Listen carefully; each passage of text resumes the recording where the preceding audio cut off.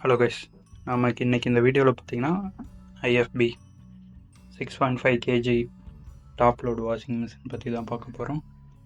So இந்த washing மிஷினை எப்படி மெயின்டைன் பண்ணுறது அப்படின்னு பார்க்கலாம். நம்ம வீட்டில் எல்லாம் பார்த்தீங்கன்னா வாஷிங் மிஷினை ஒரு மூலையில் தான் வச்சுருப்போம். ஸோ டஸ்ட் அடித்து அப்படியே கிடக்கும், அதை சரியாக மெயின்டெனன்ஸ் பண்ணாமே இருக்கும்.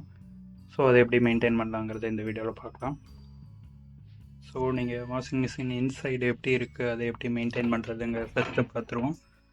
ஸோ நீங்கள் ஃபஸ்ட் ஆஃப் ஆல் பார்த்தீங்கன்னா இந்த ட்ரம் சுற்றிலும் இந்த மாதிரி பார்ட்டிகல்ஸ் எல்லாம் படிஞ்சிருக்கும். நம்ம சோப் ஆயில் யூஸ் பண்ணுறது, தென் பார்த்தீங்கன்னா நம்ம லிக்விடு யூஸ் பண்ணவையில் இந்த மாதிரி பார்ட்டிக்கல் வரும். ஸோ நீங்கள் ஒரு வெட் கிளாத்தோ இல்லை நார்மல் கிளாத்தை வச்சு வீக்லி ஒன்ஸ் அதை இது பண்ணிடுங்க. அதே மாதிரி டிட்டர்ஜென்ட் ஏரியாவில் சம்டைம்ஸ் பார்ட்டிகல்ஸ் எல்லாம் படிஞ்சிருக்கும். ஸோ அதையும் முடிஞ்ச வரையும் க்ளீன் பண்ணி எடுத்துக்கிறேன்.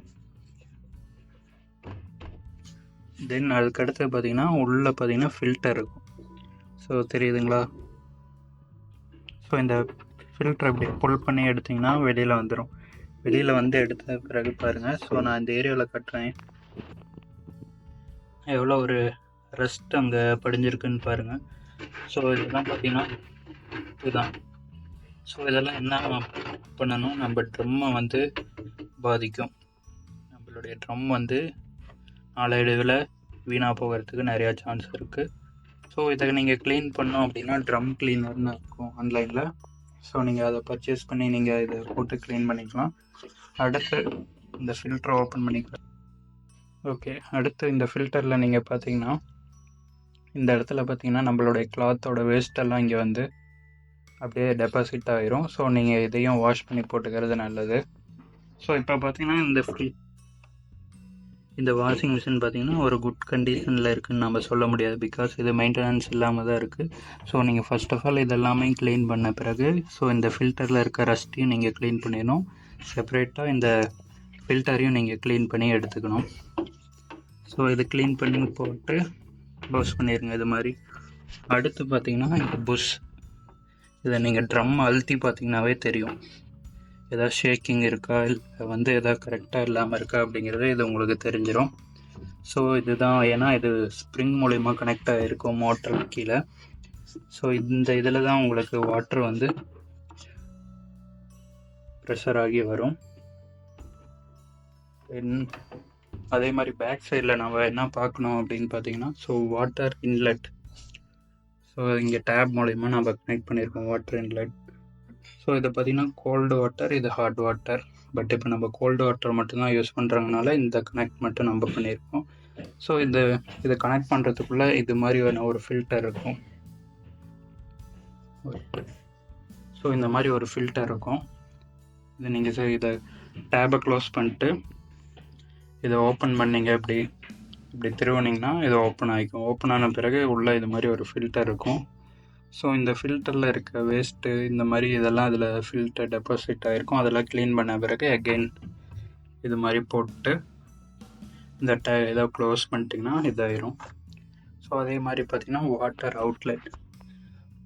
அவுட்லெட் பார்த்திங்கன்னா நான் கொஞ்சம் ஹைட்டாக இருக்கிற மாதிரி இருக்குது. பட் யூஸ்வலாக நீங்கள் வாட்டர் அவுட்லெட் எப்படி வைக்கணும்னு பார்த்திங்கன்னா கீழே ஃப்ளோரில் இருக்க மாதிரி தான் வைக்கணும்.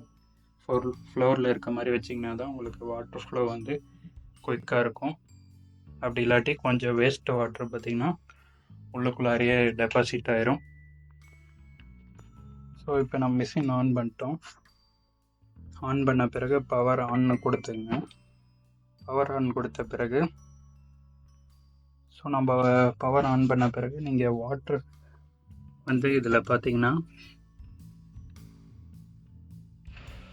வாஷிங் மிஷின் டீஸ்கேலிங் பவுடர் அப்படின்னு சொல்லிட்டு பார்த்தீங்கன்னா ஆன்லைன் ஸ்டோரில் இருக்கும், இல்லை நியர்பை ஸ்டோரில் கிடைக்கும்.